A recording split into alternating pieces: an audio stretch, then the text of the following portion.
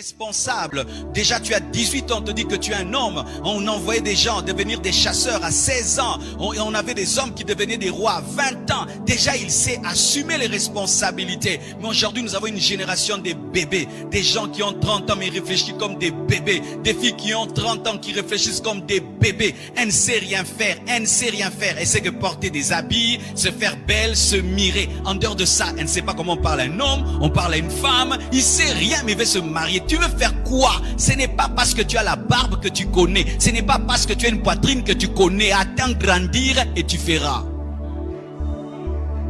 Oh, j'ai grandi. Tu sais quoi? Tu sais quoi? Tu sais quoi? Est-ce que tu t'es préparé à te marier? Et on se prépare aussi financièrement. Tu dois quitter ton père et ta mère pour penser te marier. Mais toi, tu habites tes parents, chez tes parents, tu penses te marier. Tu vas amener la fille où? Chez toi, à la maison, dans ton ghetto, dans ta petite chambre là qui sent mauvais? On se prépare financièrement avant de se marier. On se prépare physiquement avant de se marier. Lorsque tu penses te marier, tu dois aller voir un médecin pour qu'il te fasse des examens. Amen, hein? Si tu es comestible. Vous avez déjà vu, on met une mangue au marché, on n'a pas testé s'il n'y a pas dedans des insectes. Toi maintenant tu te maries, tu ne te connais pas. Tu ne connais pas si ton corps fonctionne, il ne fonctionne pas. Quelle maladie, combien d'ensemble de maladies tu as, des problèmes que tu as. Maintenant tu vas découvrir dans le mariage que tu es stérile alors que tu pouvais savoir que tu étais stérile avant de te marier. Tu veux devenir une surprise. Oh non, cherche à te connaître toi-même. Connais même ton électrophoreuse. Alléluia. Cherche à connaître ton électrophoreuse. Comme ça, si un homme veut t'épouser, toi tu sais que tu es déjà AS. Et lui il vient et il est AS. Il lui dit frère, nous aurons des problèmes. Mais tu ne connais même pas. Tu as 30 ans, tu ne connais même pas ton électrophoreuse. Tu connaîtras ton électrophoreuse lorsque le département des couples te demandera de le connaître à ton âge. Alléluia. Tu ne connais même pas ta destinée, tu cherches à connaître ta destinée en ayant épousé la fille d'autrui. C'est quand tu cherches le chemin, c'est comme un taximène qui te prend dans le taxi mais qui ne sait pas où il va. Et il connaîtra où il va lorsqu'il te prendra dans le taxi. Quelqu'un qui ne sait pas où il va n'emmène personne dans sa barque. On cherche d'abord à connaître sa destination pour embarquer les gens. Mais vous embarquez les gens dans vos vies alors que vous ne savez pas où vous irez. Alors la femme t'épouse pensant qu'elle a épousé un homme d'affaires mais toi tu voulais être à temps plein. Elle se retrouve avec un pasteur alors qu'elle pensait qu'elle a épousé un homme d'affaires. Tu vois le problème? Tu ne savais pas où tu allais. Tu es en train de tâtonner. C'est alors que tu t'engages. Alors qu'il faut savoir avant de t'engager. Préparation. Réflexion. Avant de te marier, il ne faut pas seulement écouter le cœur. Il faut aussi écouter la tête. Les gens spirituels qui parlent trop en langue, ils pensent que lorsqu'on est né de nouveau, on a maintenant l'enlèvement du cerveau. Comme si Dieu, en venant dans la vie des chrétiens, enlève la capacité de réfléchir. Je vais épouser cette fille. Est-ce que j'ai la capacité de la nourrir? Il faut se poser cette question. Est-ce que j'ai la capacité de payer le loyer? Est-ce que j'ai la capacité de payer l'eau? Est-ce que j'ai la capacité de payer la layette? Est-ce que je suis capable, si elle devient grosse, le premier mois du mariage, est-ce que j'ai la capacité de l'amener à l'hôpital sans quémander et demander? As-tu réfléchi sur ça? Si tu n'as pas réfléchi, la vie te corrigera. Elle te frappera. Elle te tapera des gigots et des coups de matraque. Et tu pleureras en secret. Vous m'entendez, hein? Vous m'entendez? Tu ne m'entends pas? Tu m'entendras. Cette prédication te reviendra quand tu pleureras. Le pasteur avait raison. Prépare-toi. Réfléchis. Réfléchis sur la personne que tu veux épouser. Projette-la dans ton futur et vois si elle sera capable de tenir. Réfléchis sur son comportement. Observe-la. On n'épouse pas quelqu'un qu'on n'a pas observé. Alléluia. Même si ton cœur est parti, si tu n'as pas observé, ramène ton cœur dans le cœur.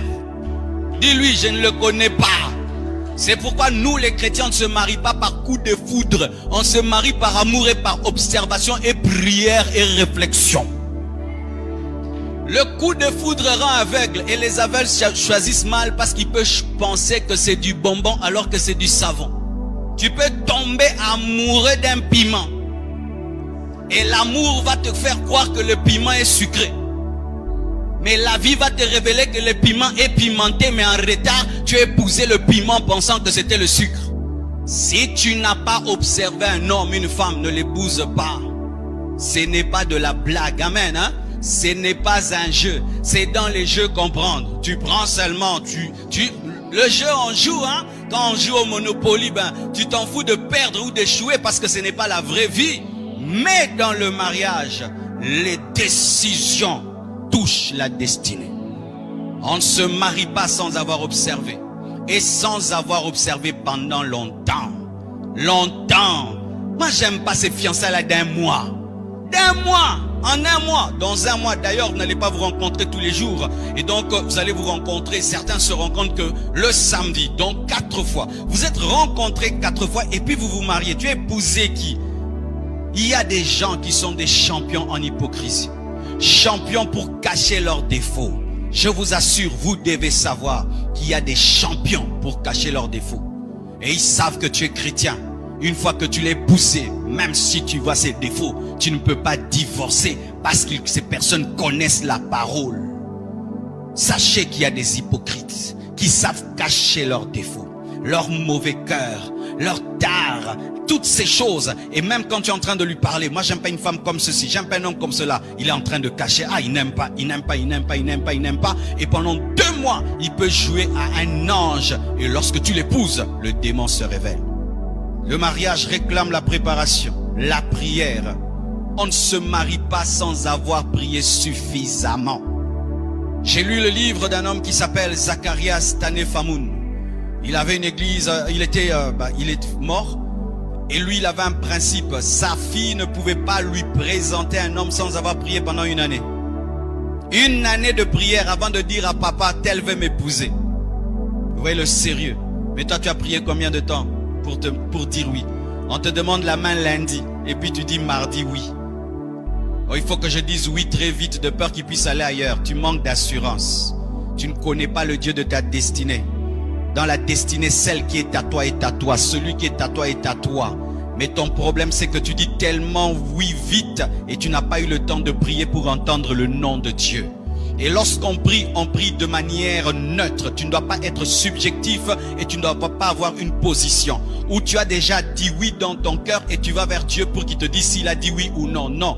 Lorsque tu vas poser une question à Dieu, tu ne dois pas avoir de position et tu dois te disponibiliser à recevoir un non ou un oui. Mais si déjà tu as déjà dit oui dans ton cœur, tu entendras le oui du diable.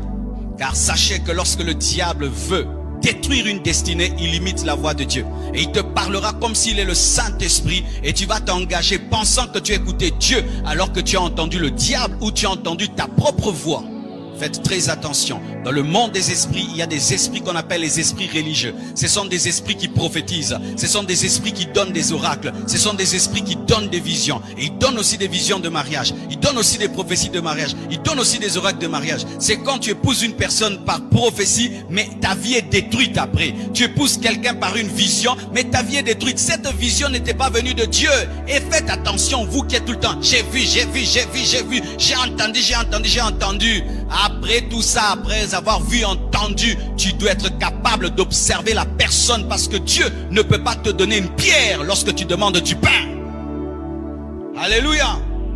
Prier et tu pries jusqu'à te fatiguer. Tu dois vraiment prier. Tant que tu n'as pas sérieusement prié avant de te marier, tu ne prends pas au sérieux le mariage. Le mariage peut détruire ta vie, il peut détruire ta destinée, il peut détruire ta santé, il peut détruire tous tes projets, il peut détruire ton ministère, il peut détruire tes finances, il peut détruire ta joie, ta paix, il peut tout détruire. Et quelque chose qui peut tout détruire dans ta vie, tu pries pendant 2 jours et puis tu dis oui à un homme.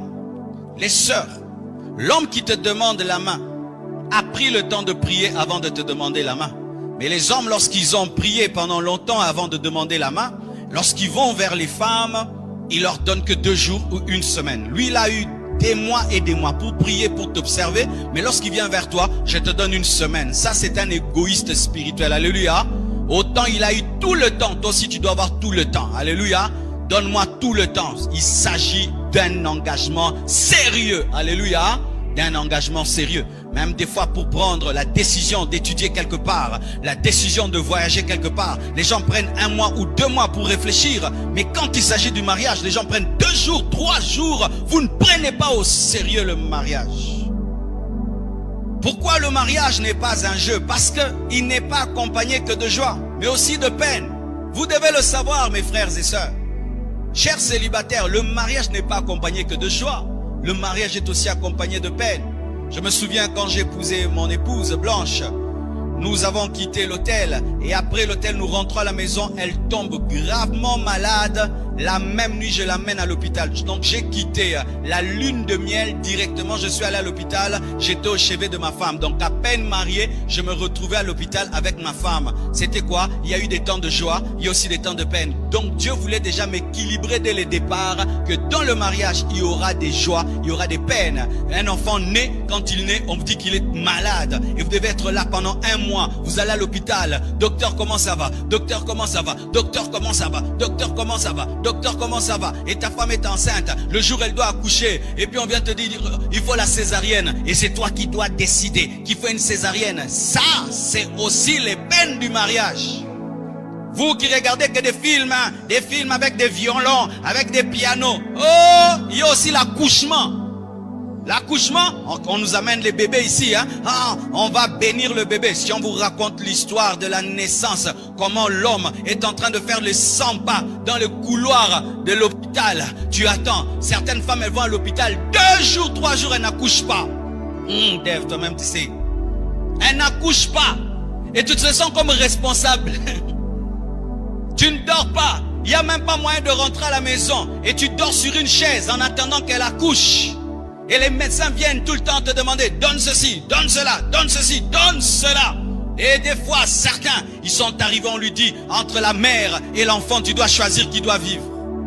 Si tu es un enfant, n'entre pas dans ces choses. Tu vas commencer à pleurer. Tu vas commencer à pleurer. En français, je suis un enfant qui t'a poussé. Alléluia. Le mariage n'est pas seulement accompagné de joie, il est aussi accompagné de peines, des peines. Et tu peux tout faire. Il y a des peines qu'on n'évite jamais, jamais, jamais. Un enfant qui va à l'école et puis il échoue, c'est une peine, n'est-ce pas? Tu vas à l'école, premier de la classe, c'est tel, deuxième de la classe, tel, troisième, ton enfant dernier. C'est la peine. Alléluia. La peine d'éduquer un enfant, d'éduquer une fille, de la protéger des hommes bizarres. La peine